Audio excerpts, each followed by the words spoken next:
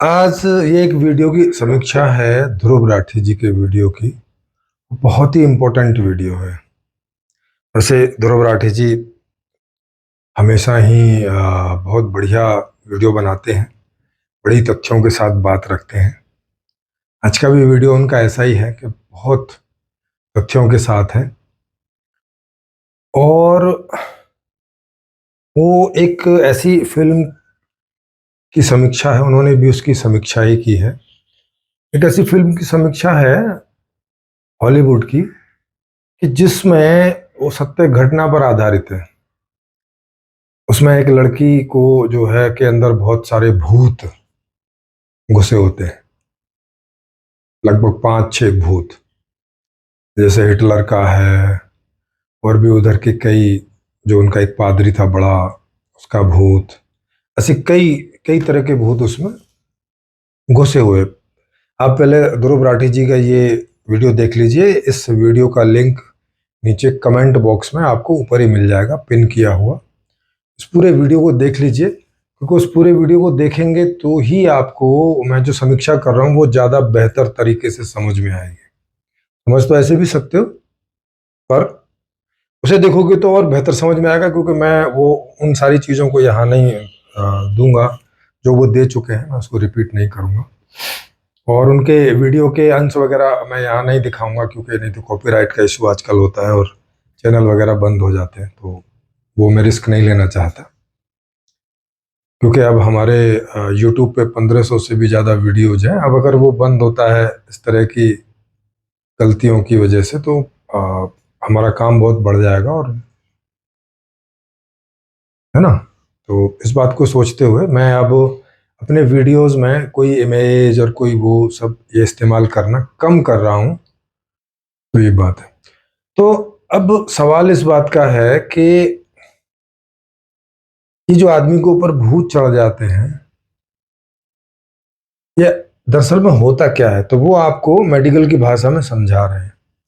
मैं आपको समझाऊंगा कि असल में इसके कारण और निवारण क्या है ना। क्योंकि अभी भी विज्ञान को कारण तो इसके मालूम चल गए हैं मोटे मोटे, पर समाधान में अभी भी वो घूम रहा है, और वो मेडिकल समाधान की तरफ जाता है, जो आपको ध्रुव राठी के वीडियोज में दिखाई भी देंगे कि जो वैज्ञानिक हैं वो ऐसा मानते हुए कि ये समस्या तो लोगों को पैदा होगी ही, इसमें तो कुछ नहीं किया जा सकता, और फिर जब उनको समस्या होगी तो इसको पहचान के इसका इलाज कैसे किया जा सके वो उस तरफ ध्यान देते हैं। पर मैं आपका ध्यान इसमें इस तरफ दिलाना चाहता हूं कि अगर इन कारणों को ही ना होने दिया जाए, जिन कारणों की वजह से ये भूत प्रेत इत्यादि इस प्रकार के जो परेशानियां लोगों को होती हैं वही ना हो, है ना, उन्हीं कारणों का ही इलाज कर दिया जाए, तो उस तरफ वैज्ञानिक नहीं सोच रहे, वो सोच भी नहीं सकते, तो क्योंकि वो उनका विषय भी नहीं है। पर मुझे इनके कारण और ये निवारण दोनों पता चल गए, तो मैं यहाँ उसको रखने का प्रयास करूंगा। आपने अगर वो ध्रुव राठी जी का वीडियो देख लिया है तो आपको समझ में आ गया होगा कि ये जितने भी सारी बीमारियां हैं, चाहे वो मल्टीपल पर्सनैलिटी डिसऑर्डर हो, हम्म, और चाहे डिसएसोसिएशन वाला ऑर्डर हो, या मानसिक समस्याएं कोई भी प्रकार की हो, इसमें तो इन्होंने 2-3 प्रकार की बताई हैं, और इन्होंने बताया है कि दुनिया का कोई आदमी इससे अछूता नहीं है। किसी को ये समस्या कम रहती है, मतलब होती तो है मगर उसे इतनी ज़्यादा समस्या नहीं लगती कि इसका वो इलाज कराए, लेकिन होती ये समस्या सबको है। मल्टीपल पर्सनैलिटी डिसऑर्डर भी सबको होता है थोड़ा बहुत, इतना नहीं होता कि हर आदमी डॉक्टर के पास जाए या इलाज कराने के पास जाए, लेकिन कभी भी उसको हो सकता है, लेकिन होता सबको है। किन कारणों से होता है, ध्रुव राठी जी ने थोड़े थोड़े कारण इसमें बताने का प्रयास किया, जिससे कि बचपन में कोई बहुत कोई ऐसी दुर्घटना घट जाए हमारे साथ, कोई जबरदस्ती हमारे साथ हो, है ना, हमारा जीवन बचपन में बहुत धक्के खा के जिया हो, हुँ? बहुत विपरीतताएं झेलते हुए हम बड़े हुए हों, या ऐसी काल्पनिक चीजों को हमें ज्यादा पढ़ाया बताया गया हो धार्मिक टाइप की चीज़ों को, है ना, जो काल्पनिक टाइप की चीज़ें होती हैं जिनका वास्तविकता से कोई बहुत संबंध नहीं होता है, और इस तरह से उनका बताया जाना कि ये वास्तविकता है।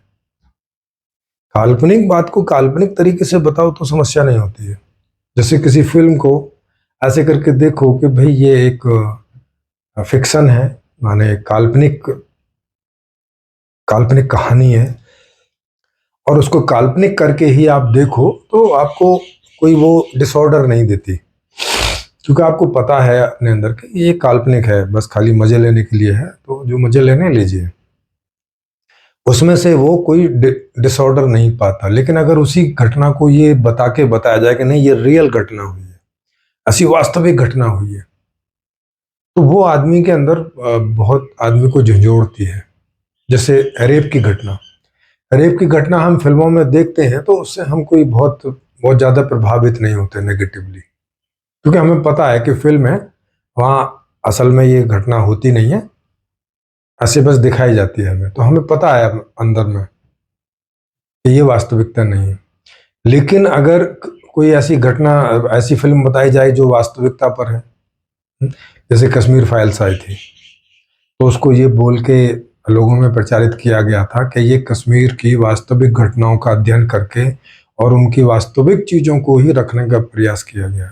तो जब लोगों ने इसको वास्तविकता के रूप में उसको देखा, तो उसमें जो भी घटनाएं दी गई थी उनसे बहुत ज़्यादा वो दुष्प्रभावित हुए, बुरी तरह से प्रभावित हुए, और लोगों ने बुरी तरह से उसके बारे में अपनी जो भी राय रखी, क्योंकि उनको ये पता है कि ये सच्ची घटनाओं पर आधारित है। जबकि कश्मीर फाइल में जो है वो लगभग हर मूवी में होता है, लोग जाते भी हैं, फिल्म देखते भी हैं, मजे भी लेते हैं, उनसे उनकी समीक्षा पूछो तो बोलते भी हाँ मजेदार मूवी थी। जबकि मूवी में भी बलात्कार है, सब कुछ वही सारी घटना है, उसमें भी गंदी राजनीति है, उसमें भी कोई पुलिस वाला है, उसमें भी भ्रष्टाचार है, उसमें भी चोरी है, डकैती है, मतलब वही सारी चीजें हैं जो कश्मीर फाइल्स वाली मूवी में थी।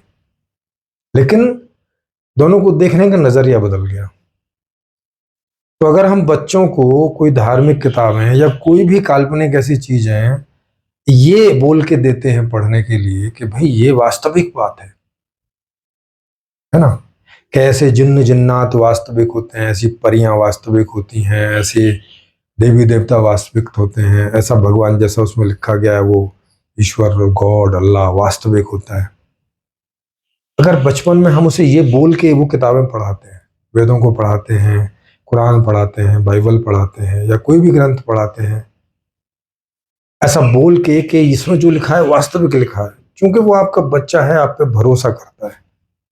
भरोसा क्यों करता है? क्योंकि आप उसकी देख रेख करते हो, खाना पीना देते हो, उसे खुश रखते हो, खुश रखने का प्रयास करते हो, इसी सब से उसका आप में भरोसा पैदा हो जाता है, और वो ऐसा सोचता है कि मेरे पिताजी, मेरे माताजी, मेरे दादा दादी, या मेरे जो वहाँ के गुरु जिनके यहाँ मेरे माता पिता ने एडमिशन कराया, मतलब सब सही होंगे, सब सच बोलते होंगे, सब जो है वैसा ही हमें बताते होंगे, ऐसा उनको भरोसा रहता है। तो वो इन चीजों को चेक करने में नहीं जाते, दूसरा के उस उम्र में चेक कर भी नहीं सकते, क्योंकि उतनी बुद्धि नहीं पैदा होती है। तो क्या होता है कि वो सारी चीजें हमारे अंदर जाती जाती हैं, और उन उन चीजों से हम अच्छे अथवा बुरे रूप से प्रभावित होने लगते हैं। कोई अच्छी सी घटना होती है तो उससे प्रभावित होता है अच्छे रूप में, जबकि वो अच्छी घटना भी जो बताई जा रही है काल्पनिक है वास्तव में, और जो वहां पे दुर्घटना हो रही है वो भी काल्पनिक है। उनके जो एक्सप्लेनेशन लोग दे रहे होते हैं उनमें भी बहुत ऐसे मिलावट रहती है, वो भी वास्तविक सोच के उसका एक्सप्लेनेशन दे रहे होते हैं, ये उसे वास्तविक सोचकर ही उसका एक्सप्लेनेशन एक्सेप्ट कर रहा होता है। जबकि अगर वो सब काल्पनिक हुआ, कहानी हुआ, तो पूरा का पूरा उसका जो परसेप्शन है वो बदल जाता है उस चीज को देखने का, सुनने का। तो अब उसने उसको वास्तविक रूप में ग्रहण कर लिया, अब उसके दुष्परिणाम आने शुरू होंगे। क्या दुष्परिणाम आने शुरू होंगे? यही जो ध्रुव राठी जी वीडियो में बता रहे हैं कि या तो उनको मल्टीपल पर्सनैलिटी डिसऑर्डर होगा, या उनको डिसोसिएशन होगा या और कोई दूसरे तरह की मानसिक विकृति पैदा हो जाएगी। और ये एक बार पैदा हो जाए किसी में और एक लेवल क्रॉस कर जाए, फिर इनका इलाज इतना आसान नहीं होता। जिस फिल्म के बारे में ये बता रहे हैं, एक माइकल है, लड़की है, उसका पहले कुछ नाम है पेरेंथिस या क्या है, तो उसके साथ में क्या हुआ कि ऐसा सोच के कि इसके अंदर भूत भूत घुसे हैं, तो वहाँ पादरियों ने उसके ऊपर बहुत सारे ऐसे प्रयोग किए कि इसमें से भूत निकाल देंगे, उसको खाना कम दिया, पिटाई की, उल्टी सीधी चीजें, उससे साधना करवाई, तपस्या करवाई, और अंत में वो मर गई। जब इस तरह की घटनाएं घटी तो वो पाश्चात्य जगत है, वो थोड़ा साइंटिफिक रूप से इन चीज़ों को जानने समझने का भी प्रयास करता है। तो उन्होंने इन चीज़ों के सर्वे किए, कितने लोग इसमें ग्रसित हैं, उनका डाटा इकट्ठा किया, फिर उनके इलाज करने का प्रयास किया। कुछ एक सफलता भी मिली, कुछ में नहीं मिली, और वो अभी चालू है वहाँ पे। वो सब आपको ध्रुव राठी जी के वीडियो से बात समझ में आ गई होगी, मैं उसको ज़्यादा रिपीट नहीं करूँगा।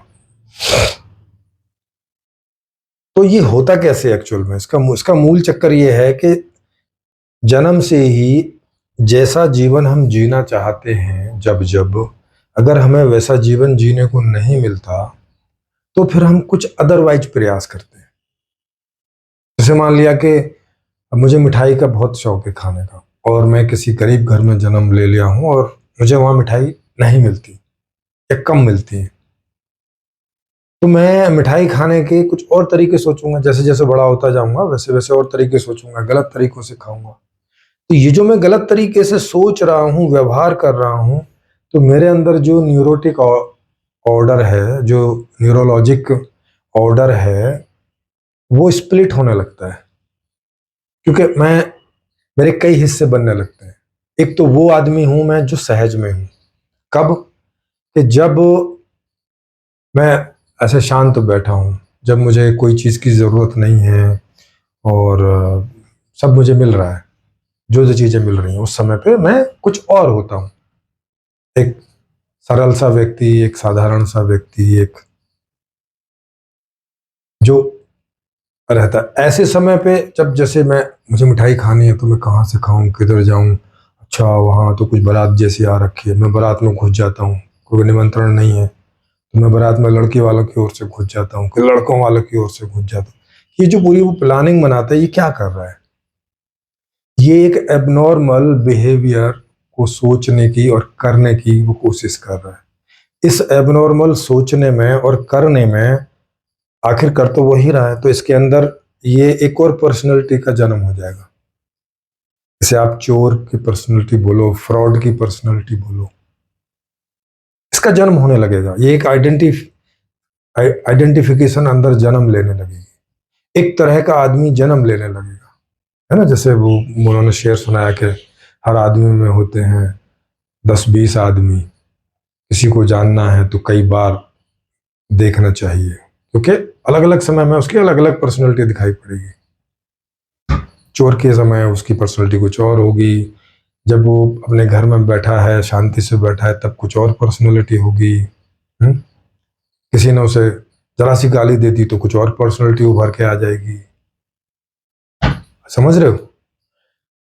तो हमारा जीवन मुख्य रूप से दो तरह से हमें जीता हुआ अनुभव होता है, मोटे मोटे तौर पे अगर इसको क्लासिफाई करें। एक वो हमारी जिंदगी है जो हमें अनुकूलता अनुभव कराती है, कि जैसे मिठाई की इच्छा हुई तो मिठाई मिल गई, किसी कपड़े की इच्छा हुई तो वो कपड़ा मिल गया, वो डिज़ाइन मिल गया, वो फैशन मिल गया, है ना। मतलब हमारी इच्छाओं का पूर्ति होना, हमारी इच्छाओं का पैदा होना और उसकी पूर्ति हो जाना, ये हो गया अनुकूलता में। तो एक हमारा जीवन चल रहा है हमारी अनुकूलता में, और एक दूसरा जीवन साथ साथ चल रहा है प्रतिकूलताओं वाला। क्योंकि अभी तक कोई व्यवस्था दुनिया में ऐसी नहीं आई है कि जो आदमी के सामने केवल और केवल अनुकूल परिस्थितियों को पैदा करने वाली ही व्यवस्था हो। अभी बल्कि कई लोगों के सामने प्रतिकूलता ज्यादा होती है, अनुकूलताएं कम होती है। कई लोगों के सामने अनुकूलताएं ज्यादा होती है, प्रतिकूलताएं कम होती है। ऐसे करके सबका जीवन कुछ ना कुछ अनुकूलता और प्रतिकूलता दो भागों में चलता रहता है। तो जब अनुकूलता में चलता रहता है तब तो हम स्वाभाविक अनुभव करते हैं, उसमें हमें न कोई मल्टीपल पर्सनालिटी डिसऑर्डर होता, क्योंकि उसमें हम जो हैं मूल से वही बने रहते हैं। हमें कुछ और बनने की आवश्यकता नहीं होती। कुछ और बनने की आवश्यकता कब होती है कि जब जो हम हैं उसकी आपूर्ति नहीं हो रही है और हमें लगता है कि हमें अपने अंदर कुछ बदलाव करना पड़ेगा। ये जो लोग बोलते हैं ना अध्यात्म में कि अपने आप को सुधारो, है, और सारे सिस्टम ऐसे बने हुए हैं कि वो अपराधियों को सुधारने में लगे हैं, लोगों को सुधारने में लगे हैं। तो लोगों को सुधारो मतलब वो प्राकृतिक रूप से जो पैदा हुए हैं उसको नहीं एक्सेप्ट कर रहे हैं, उसमें कुछ ऐसा सुधार करने की कोशिश कर रहे हैं कि वो, जैसे उदाहरण के लिए मुझे मेरे घर में मिठाई आई और कम आती है मिठाई, तो कभी कभार मिलती है, इतनी नहीं मिलती कि तृप्ति हो जाए, तो अब मैं तरीके लगाऊंगा झूठ बोलने के, है ना, कि मुझे ज्यादा मिठाई मिल जाए, या तो मैं छीन के भाग जाऊंगा अब किसी के हाथ से, या वहां कोई नहीं है और किसी ने बोला कि अरे भाई एक आदमी तो नहीं है, एक बच्चा तो नहीं, इसकी मिठाई, तो वो मैं बोल दूं हाँ मुझे दे दो, मैं रख लूंगा, और जब वो आएगा मैं उसे दे दूंगा और मैं खा जाऊं उस मिठाई को। ये मैं कुछ और होने का प्रयास कर रहा हूँ। ये तो मैं अपने अंदर में अब खुद में बदलाव कर रहा हूँ। दूसरा के अब जब ऐसी मैं घटना करूंगा करूंगा तो घर वाले मेरे अंदर दूसरे प्रकार का बदलाव करने की कोशिश करेंगे, बोलेंगे नहीं झूठ नहीं बोलना। एक तो ये मैंने मजबूरी में किया, मैंने अपने अंदर ये बदलाव किया मजबूरी में, जो मैं नहीं चाहता, फिर कर लिया, और वो मैं बार बार कर रहा हूँ क्योंकि उससे मुझे लाभ हो रहा है, मेरी इच्छाओं की पूर्ति हो रही है। वैसी दूसरी पर्सनैलिटी बना के तो मैं एक बार चोरी कर रहा हूँ, दो बार कर रहा हूँ, 5 बार कर रहा हूँ, तो ये मेरे अंदर एक, मेरे जो न्यूरॉन्स हैं उनमें ये एक पैटर्न बनता जा रहा है। मुझे ऐसा भरोसा होता जा रहा है कि हाँ यार ये तरीका बढ़िया है अपनी इच्छाओं को पूरा करने का, तो मैं उस पर्सनैलिटी को और स्टेब्लिश करूंगा और रिफाइन करूंगा। चोरी करने में जो गलतियां हो रही होंगी, मैं पकड़ा जा रहा हूँ तो उन इस तरह से करूंगा कि मैं पकड़ा ना जाऊं, मतलब और रिफाइनमेंट करूंगा, माने मैं चोर के रूप में धीरे धीरे स्टेब्लिश होता जाऊंगा। मेरे अंदर एक चोर की पर्सनैलिटी पैदा होने लगेगी। बच्चों के बाहर से मुझे यह भी पता है कि चोरी करना, चोर बनना खराब बात है, तो मैं अपनी इस पर्सनैलिटी को छुपाने का प्रयास भी करूंगा, शो नहीं करूंगा सबके सामने। इसी प्रकार से मेरे अंदर ऐसी कई पर्सनैलिटी बनने लगेंगी जो हिडन होंगी मेरी मुख्य पर्सनैलिटी के अलावा, और वो समय समय पर उठती रहेंगी। जैसे किसी ने मुझे गाली दी, मेरी बेइज्जती कर दी, है ना, तो अब मुझे बुरा लगेगा उसमें, सीधी सी बात है, और ये बुरा लगने से मैं बचना चाहता हूं। अब क्या करूंगा कि अब मैं इस बुराई से कैसे बच सकता हूं कि वो मुझे गाली ना दे, है ना। तो मैं क्या करूंगा कि मैं उसे डराने का प्रयास करूंगा, टेरर पैदा करने का प्रयास करूंगा, टेररिस्ट बनने लगूंगा कि मैं उसे अपनी तरफ से डराऊं ताकि वो डर के मारे मुझे गाली ना दे और फिर ऐसी स्थिति ना खड़ी हो।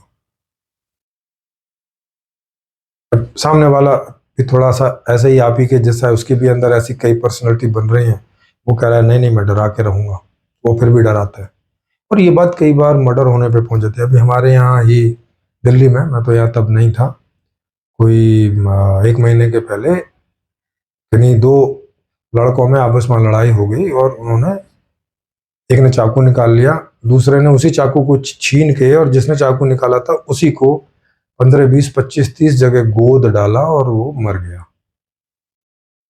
तो स्थिति यहां तक पहुंच जाती है। अब वो कौन लोग थे जो जैसे रात में या दिन में चोरियां करने वाले, घड़ियों की या चैन स्नैच करने वाले, क्योंकि उनके घर में जब रेड वगैरह पड़ी तो वहां पे इस तरह का सामान मिला।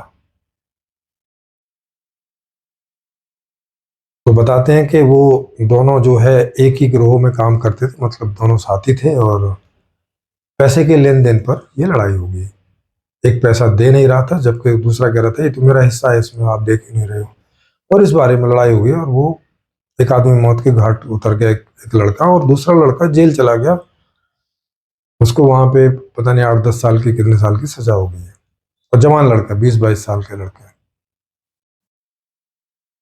तो अब ये अंदर ऐसे डिसऑर्डर पैदा होने लगते हैं ना। अब वही आदमी कभी तो कितना मीठा दिखता होगा जब वो अपने किसी बहुत नजदीकी आदमी से व्यवहार करता होगा, तो कितना मीठा दिखता होगा। जब वो इस आदमी से व्यवहार कर रहा है तो उसको जान से मार दिया। तो ये हमारी पर्सनालिटी के हिस्से ऐसे होने लगते हैं। हम जो हैं एक अंदर, वो उसमें ब्रेक आने लगते हैं, उसमें टूटन आने लगती है, उसके हिस्से हिस्से बनने लगते हैं, और मल्टीपल पर्सनैलिटी डिसऑर्डर कई प्रकार का होने लगता है। इवन एक पर्सनैलिटी दूसरी पर्सनैलिटी को नहीं पहचानती, एक ही आदमी के अंदर। जैसे उन्होंने बताया, परिचित फिल्में और कई इस तरह की फिल्में अभी बनी हैं, जब वो दूसरी पर्सनैलिटी आएगी तो पहली पर्सनैलिटी उसको नहीं पहचानती। इवन मेमोरी के अलग अलग भाग हो जाते हैं, और वो मेमोरी उस वाली पर्सनैलिटी से ही एसोसिएट होती है कि जब वो पर्सनैलिटी उठेगी तो ये मेमोरी उठेगी, बाकी दूसरी मेमोरी सब इनएक्टिव हो जाएंगी। तो जब जो पर्सनैलिटी उठेगी वो वाली मेमोरी का हिस्सा एक्टिव हो जाएगा। तो और जब दूसरी पर्सनैलिटी उठेगी तो और जो अलग वाली पर्सनैलिटीज हैं उनकी मेमोरीज को पता ही नहीं होगी कि क्या हुआ। समझ रहे हैं? तो इतनी सारी समस्याएं होने लगती। अब लोग तो इन्हें सोचते हैं कि भूत घुस गया, ये घुस गया, वो घुस गया, लेकिन वास्तविकता ये है कि ये जो हम खराब टाइप का जीवन जीते हैं, विपरीतता वाला जीवन जीते हैं, दुखों वाला जीवन जीते हैं, इसके रूट में ये कारण है ना। नहीं तो आप सोचो कि आपको कोई गाली न दे, आपको कभी किसी चीज का अभाव ही ना हो, तो आप सिंपली जो हैं जैसे हैं वैसा व्यवहार करेंगे। कि आपको मिठाई की इच्छा हुई, मिठाई मिल गई, आपने खा ली, सिंपल। इसमें कोई कॉम्प्लेक्सिटी पैदा नहीं होगी, है ना। आपकी पर्सनालिटी जैसी है वैसी, उसमें कोई करेक्शन करने की जरूरत नहीं होगी। आपकी इच्छा उठी कि मुझे ये कपड़ा पहनना है, ये बड़ा अच्छी ड्रेस आई है, आपको सहज ही मिल गई, आपने पहन ली, आपने एंजॉय कर लिया। मुझे ये खेल खेलना है, मुझे वो देखना है, वो मूवी देखनी है। बड़े हो गए तो ये काम करना है, कहीं घूमने जाना है, कहीं ऐसा करना है, कहीं वैसा करना है, और सब आपको सहज रूप से करने को मिलता जा रहा है। तो आपकी जो मूल पर्सनैलिटी है वही बनी रहेगी। उस पर्सनैलिटी में कुछ भी डिसऑर्डर नहीं पैदा होगा। डिसऑर्डर किसको बोलते हैं? जो जो बीमारी वाली चीजों को। कोई हमारी पर्सनैलिटी इस प्रकार से स्प्लिट हो कि हमें समस्या खड़ी हो, तो हमारी जो पर्सनैलिटी है वही और स्ट्रांग बनेगी, क्योंकि हम उसी को ही बार बार जी रहे हैं। तो जिस पर्सनैलिटी को, जिस तरीके को हम बार बार जीने लगते हैं, तो वही हमारे अभ्यास में आता है, और वही कालांतर में जाके एक पर्सनैलिटी का डेवलपमेंट हो जाता है। तो अगर हम जन्म से ही सहज रूप से ही जीते रहें पूरे जीवन, तो हमारी सहज वाली पर्सनैलिटी ही स्ट्रांग होती जाएगी, उसी का अभ्यास होता जाएगा। उसमें जो ये डिसऑर्डर वाली पर्सनैलिटीज हैं, बीमारियों वाली पर्सनैलिटीज हैं, या बीमारियों वाला डिसएसोसिएशन है, वो नहीं होगा, है ना। जैसे उदाहरण के लिए कोई किसी को हम अपने दुश्मन के तौर पे देख रहे हैं। दुश्मन के तौर पे देख रहे हैं मतलब उसने हमें कई सारे दुख दिए होंगे, ना करते हुए भी, हमारे ना चाहते हुए भी, हमने मना भी करा होगा, भाई नहीं करो तुम, उन्होंने फिर भी करा होगा। तो उसके प्रति हमारे अंदर शत्रुता का भाव पैदा होने लगता है। अब जब हमारे अंदर शत्रुता का भाव पैदा होगा तो उसके साथ ये चीजें भी स्टार्ट होंगी ना, कि भगवान करे इसे कोई मार दे, भगवान करे इसे कोई आए पीट दे, मतलब ये चीजें हमारे अंदर स्टार्ट होनी शुरू हो जाएंगी।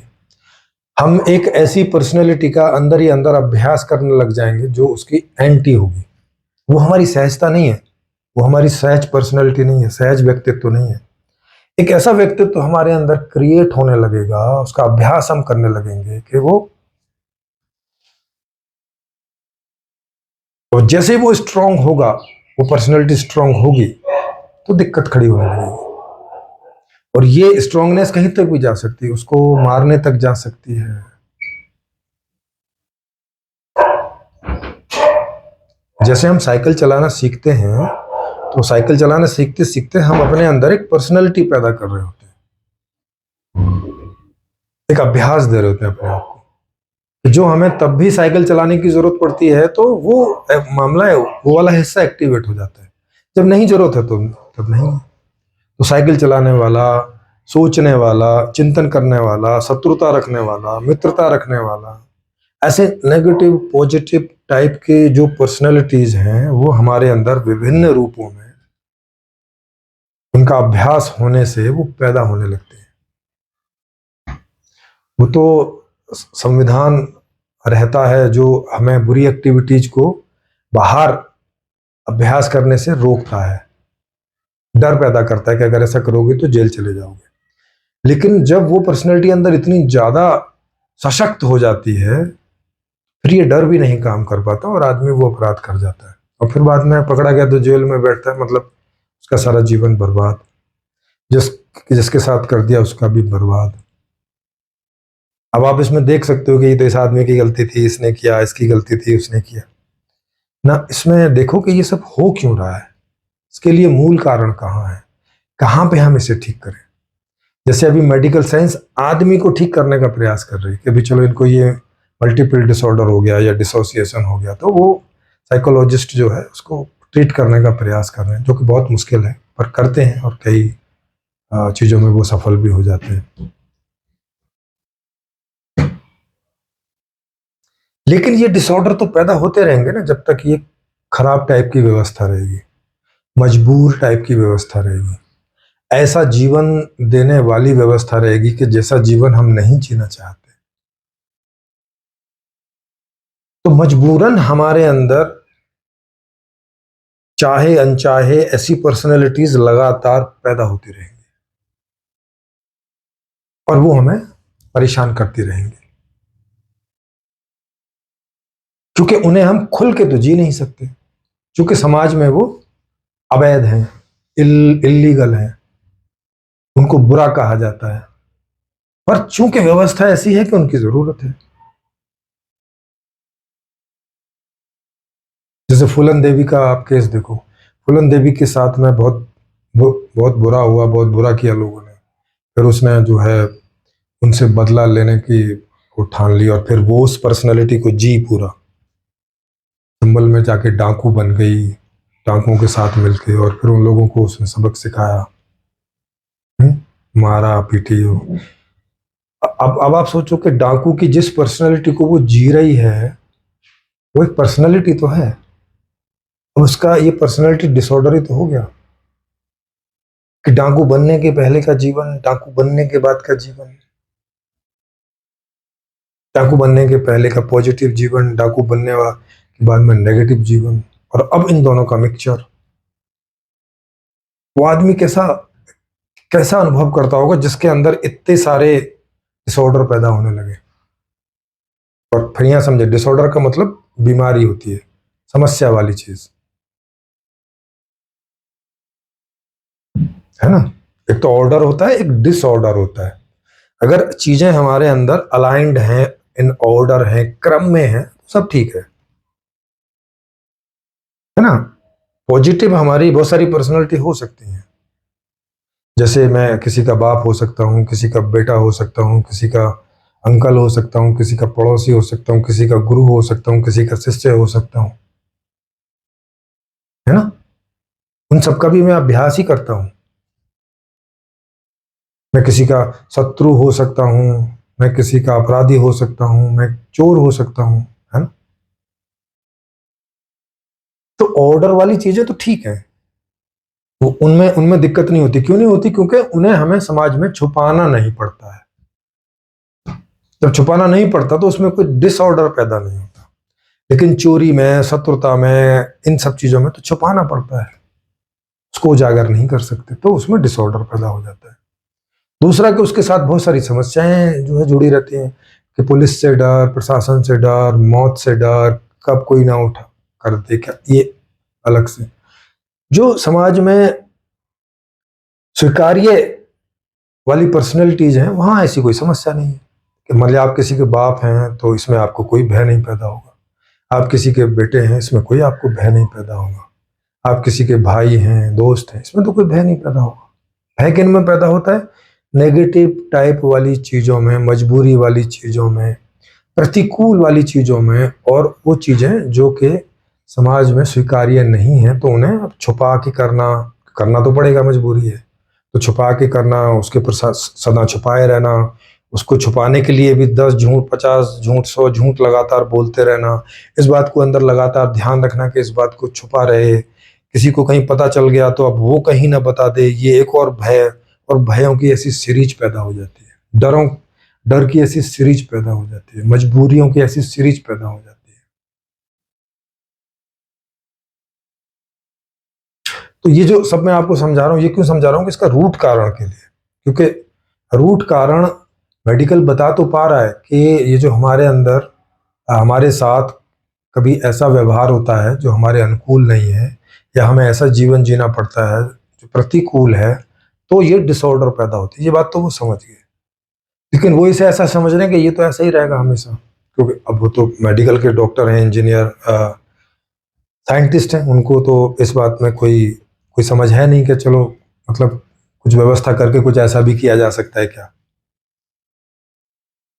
जैसे उदाहरण के लिए, कभी कोई आदमी डिप्रेशन में चला जाता है किन्हीं कारणों से, तो उसका डॉक्टर उनको क्या बोलता है, थोड़ा हवा पानी बदल लो, थोड़ा पिकनिक पे चले जाओ, 10-20 दिन हफ्ता है, थोड़ा आपका चिंतन बदलेगा, थोड़ा वो क्या बदलने की कोशिश कर रहे हैं, आपका वो जो न्यूरोटिक पैटर्न बना हुआ है उसे वो ब्रेक करने की कोशिश कर रहे हैं, आपको किन्हीं नई स्थिति परिस्थितियों में ले जाके, किन्हीं खुशनुमा परिस्थितियों में ले जाके, क्योंकि आप पिकनिक पे जाओगे तो वहाँ काम का प्रेशर कोई नहीं है, आप छुट्टी लेके ही जाओगे, सब मैनेज करके ही जाओगे, मतलब अगर आपकी वैसी स्थिति है तो वहाँ आपने एंजॉय एंजॉय करना है, और वैसे ही एंजॉय करना है, 24 घंटे आपके पास हैं, और वहाँ पे सुख सुविधाएं सब हैं, अगर आप होटल में रुके हैं या जहाँ पर भी हैं, सुख सुविधाएं सब मिल रही हैं, दिन भर एंजॉय करोगे, रात में आके सो जाओगे, दिन भर एंजॉय करोगे, रात में आके सो जाओगे, है ना। वहाँ आपका एक कौन सा वाला जीवन आप जियोगे, अनुकूलता वाला। तो उसके पैटर्न को स्ट्रॉन्ग करने के लिए, और जो नेगेटिव पैटर्न आपके अंदर, नेगेटिव पर्सनैलिटी वाला पैटर्न बन रहा है, उसको ढीला करने के लिए वो आपको ऐसी सलाह देता है कि छुट्टी ले लो, आराम करो। मेडिकल साइंस भी जब आपको कोई बेहोश करने की दवाई या नींद की गोलियां देती है, वो इसीलिए देती है कि आप कोई चीज़ को बहुत ज़्यादा सोच रहे हो, क्योंकि वो बार बार ऐसे चल रही है, क्योंकि वो बहुत स्ट्रांग हो गई है, आपने इतनी बार उसको जी लिया है कि वो स्ट्रांग हो गई है, और अब वो एक बियॉन्ड द लिमिट जा रही है, डिसऑर्डर, खतरनाक डिसऑर्डर बन चुका है। तो वो क्या बोलते हैं कि भाई, ये जिन स्थितियों में ये स्ट्राइक होता है, ट्रिगर होता है, उनसे थोड़ा दूर रहो। तो उसको नींद की गोलियां देते हैं, कहते हैं थोड़ा जाओ छुट्टी मनाओ, है किसी खुशगवार जगह पे चले जाओ जहाँ अच्छा मौसम हो, अच्छी वादियां हो, मतलब देख के थोड़ा अच्छा अच्छा फील हो, बढ़िया बढ़िया, पॉजिटिव पॉजिटिव, अनुकूल अनुकूल। अब डॉक्टर्स को भी पता है कि ये काम हमेशा नहीं किया जा सकता, आदमी को काम तो करना पड़ेगा, नहीं तो घर कैसे चलेगा, नहीं तो दूसरी समस्याएं पैदा हो जाएंगी। तो वो सोचते नहीं है कि कोई व्यवस्था भी ऐसी हो सकती है कि व्यवस्था ही खुशनुमा हो हर आदमी के लिए, नेगेटिव स्थिति परिस्थिति ही ना पैदा हो, केवल पॉजिटिव पॉजिटिव जीवन जीने को ही मिले, पॉजिटिव जीवन का ही संवर्धन हो, पॉजिटिव पर्सनैलिटीज का, व्यक्तित्व का ही संवर्धन हो, जिसे ना छुपाना पड़े ना दबाना पड़े। हुँ? तो फिर ये इस प्रकार के डिसऑर्डर कभी किसी को नहीं होंगे, किसी को कोई भूत पिशाच किन्नर ये जिन्न ये सब कुछ नहीं चढ़ेंगे। इसीलिए मैंने जो व्यवस्था की बात करी है, संपूर्ण समाधान व्यवस्था, वो इसी प्रकार की है कि उसमें हर बच्चा जन्म से ही वैसे ही जिएगा, जब तक भी उसकी उम्र है, कि जब जब जिस जिस उम्र में वो जैसे जैसे जीना चाहता है, उसकी अनुकूलता का जीवन उसको मिलेगा। वो जैसी और जितनी पढ़ाई चाहता है और जब चाहता है, ऐसी ऐसी और उतनी और उस समय उसको वो पढ़ाई मिलेगी। जॉब जो जब करना चाहता है, जैसा करना चाहता है, जितना करना चाहता है, उतना उसको जॉब मिलेगा। जो चीज भोगना चाहता है, कंज्यूम करना चाहता है, जितनी करना चाहता है, जब करना चाहता है, उतना वो उसे कर पाएगा सहज रूप में। इसमें कोई कॉम्प्लेक्सिटी नहीं होगी जैसे आज की तरह है कि आज आदमी के पास पैसे नहीं है तो कॉम्प्लेक्सिटी कॉम्प्लेक्सिटी है, पैसे हैं तो ये चीजें तो हो जाती हैं, लेकिन पैसे होने से ज्यादा होने से दूसरी कॉम्प्लेक्सिटी खड़ी होने लगती है। तो संपूर्ण समाधान एक ऐसी व्यवस्था जहां पैसे है ही नहीं, जहां करेंसी है ही नहीं, जहां कुछ खरीदना बेचना है ही नहीं, जहां कुछ इन्वेस्टमेंट, जहां हानि का कोई चक्कर ही नहीं है, जहां केवल और केवल आपने जैसे जीना है वैसे वो व्यवस्था आपको हर समय, वैसी स्थिति परिस्थितियां, वैसा जीवन, वैसे प्रोडक्ट सर्विसेज, वैसी सारी चीजें आपको मुहैया कराती रहेगी। इस प्रकार की व्यवस्था है। आपको अगर इसे समझना हो तो इसका जो है वीडियो के डिस्क्रिप्शन में इस किताब का वहाँ पे लिंक पड़ा हुआ रहता है, उसको करके आप फ्री में उसे डाउनलोड कर सकते हैं उसका PDF, और उसे पढ़ सकते हैं। नहीं तो इसी यूट्यूब पर ये ऑडियो बुक के रूप में भी उपलब्ध है और इसके शिविर भी लगे हुए हैं। तो आप प्लेलिस्ट में जाएंगे यूट्यूब में हमारे चैनल में, तो वहाँ पर भी संपूर्ण जीवन दर्शन एक बुक है और संपूर्ण समाधान एक बुक है। दोनों को आप वहाँ सुन सकते हैं, समझ सकते हैं, और वो करने के बाद में भी कोई कोई प्रश्न वगैरह रह जाए, कुछ रह जाए, तो हमारे यहाँ शिविर लगते रहते हैं, उसमें आके आप अपने प्रश्नों को पूछ सकते हैं, या बहुत जरूरी है तो मुझसे भी मिलके समय लेके पूछ सकते हैं, या फोन पे समय लेके फोन पे भी वार्तालाप कर सकते हैं जब तक भी मेरे पास समय है।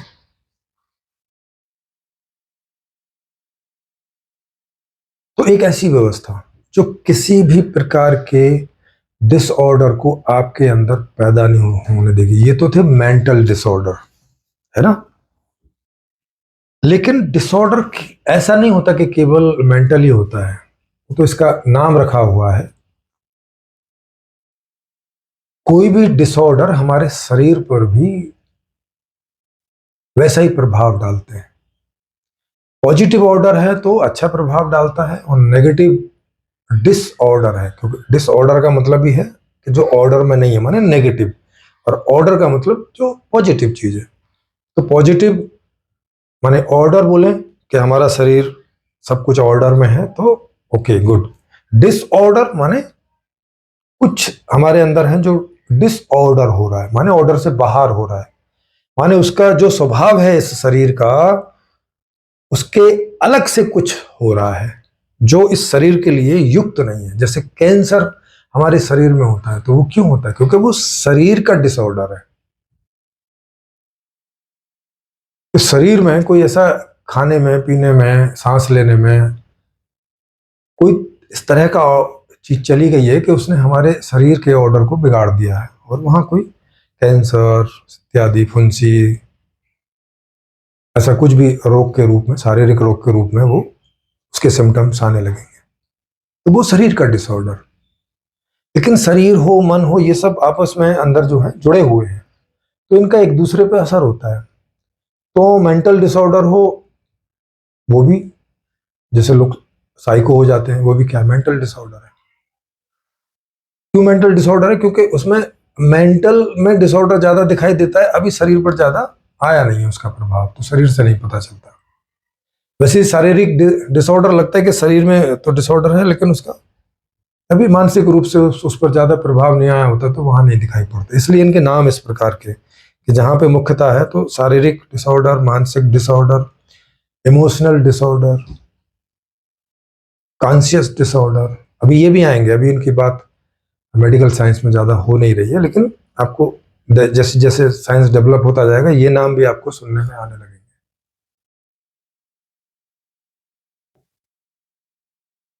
या वो इन सारे डिसऑर्डर को, शरीर के अलावा जितने हैं उनको सबको वो मेंटल डिसऑर्डर बोल देते हैं।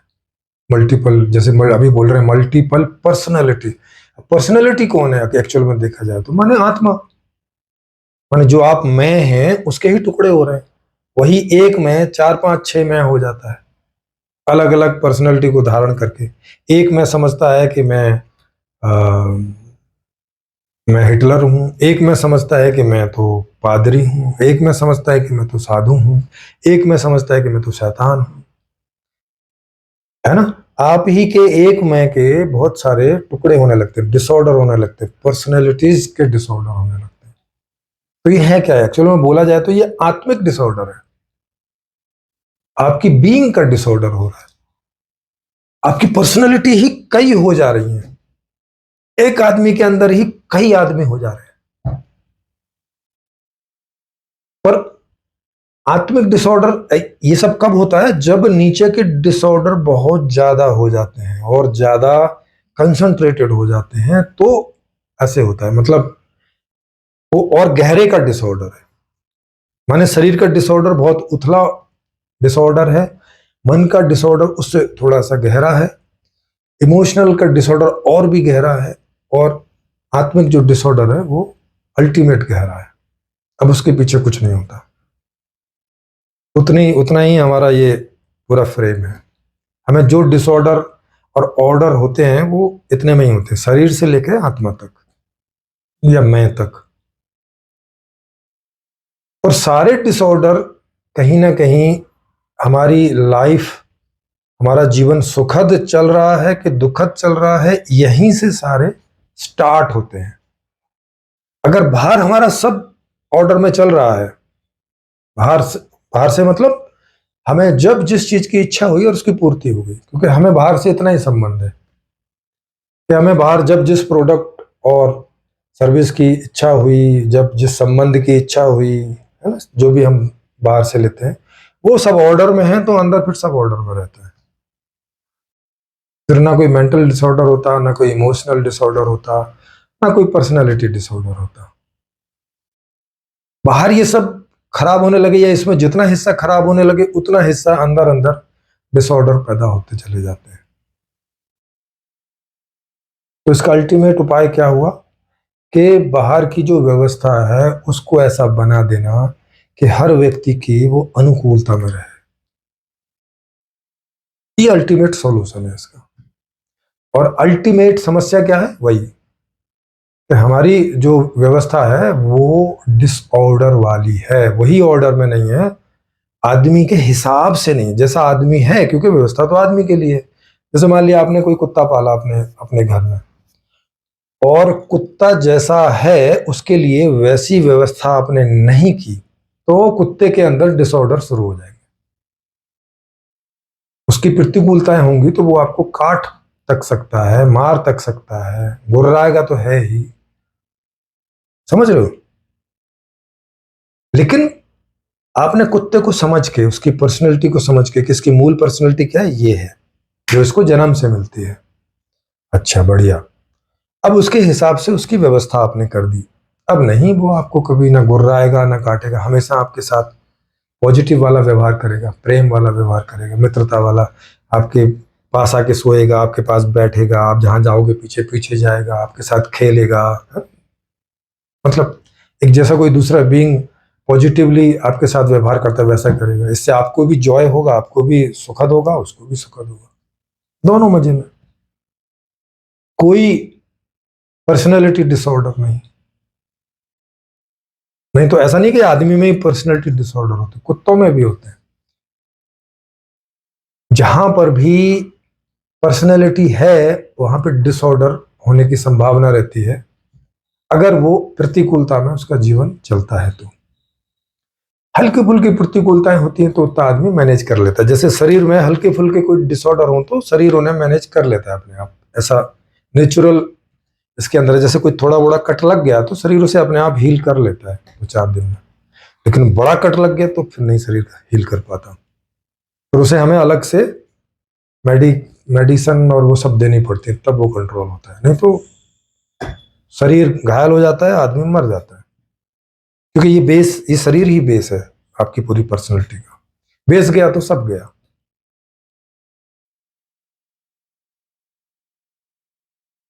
इसीलिए आपके शरीर में कहीं भी कुछ भी प्रॉब्लम होती है तो आपको समस्या होती है, जो आप पर्सनैलिटी हैं, और इसीलिए आप शरीर को स्वस्थ बना के रखना चाहते हैं।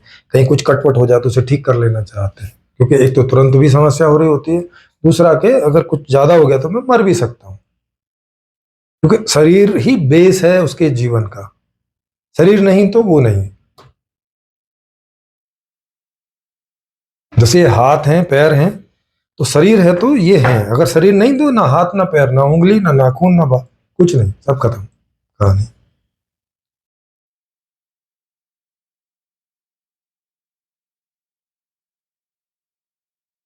तो अल्टीमेट सॉल्यूशन क्या हुआ? एक सही व्यवस्था। अल्टीमेट कारण क्या है? एक खराब व्यवस्था। तो सही व्यवस्था अब मैंने लिख दी है संपूर्ण समाधान के रूप में। आप चाहें तो उसको अच्छे से स्टडी करें। अगर उसमें कोई कमियां आप पाते हैं, देखते हैं, तो आप हमारे यहाँ ऑनलाइन ओपन मंच होते रहते हैं। जब आप बोलेंगे, मेरा नंबर नीचे इसमें फ्लैश करता रहता है, उस नंबर पे आप व्हाट्सएप पे मुझे बता देंगे कि आप वक्ता के रूप में अथवा प्रश्नकर्ता के रूप में लाइव चर्चा में आना चाहते हैं, तो आपका सेशन हम लोग वहाँ पे प्रायोजित कर देंगे, उसका आयोजन कर देंगे।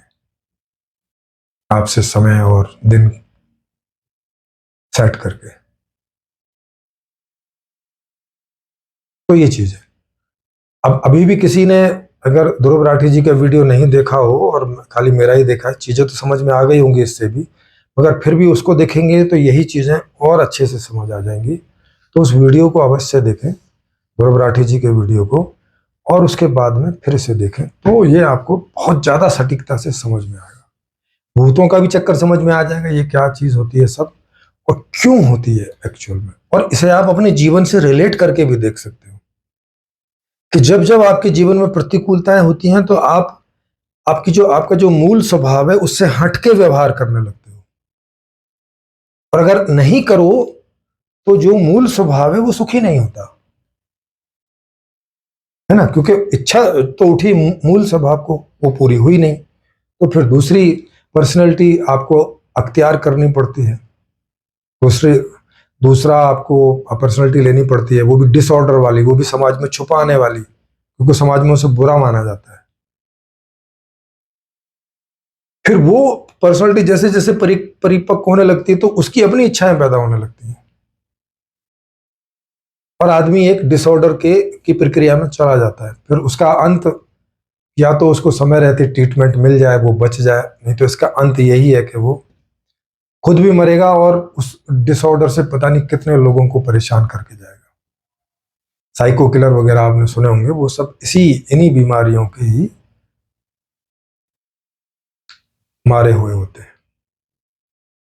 आशा है कि आपको ये बात समझ में आई होगी, और इस संपूर्ण समाधान की इस दुनिया को, हम सबको कितनी अधिक आवश्यकता है, ये समझ में आ रहा होगा आपको। तो इसे ज़्यादा से ज़्यादा शेयर करें इस वीडियो को, ताकि ये अधिक से अधिक लोगों तक पहुंचे और अधिक से अधिक लोग फिर ये डिसाइड कर पाएं कि ये व्यवस्था लानी है कि नहीं लानी। क्योंकि इसका भी प्रोग्राम हम लोग कर रहे हैं कि जब भारत में आधे से अधिक लोग इसके लिए सहमत हो जाएंगे, तो फिर हम लोग राजनीतिक पार्टी के तौर पर आएंगे और लोग इसके लिए वोट करेंगे, तो जाके फिर इस व्यवस्था को वहां पर स्थापित करने का हमें मौका मिलेगा, हम सब लोगों को, जितने भी लोग इसको चाहेंगे। बहुत बहुत धन्यवाद इसे सुनने का। जी, फिर मिलेंगे अगले टॉपिक पर।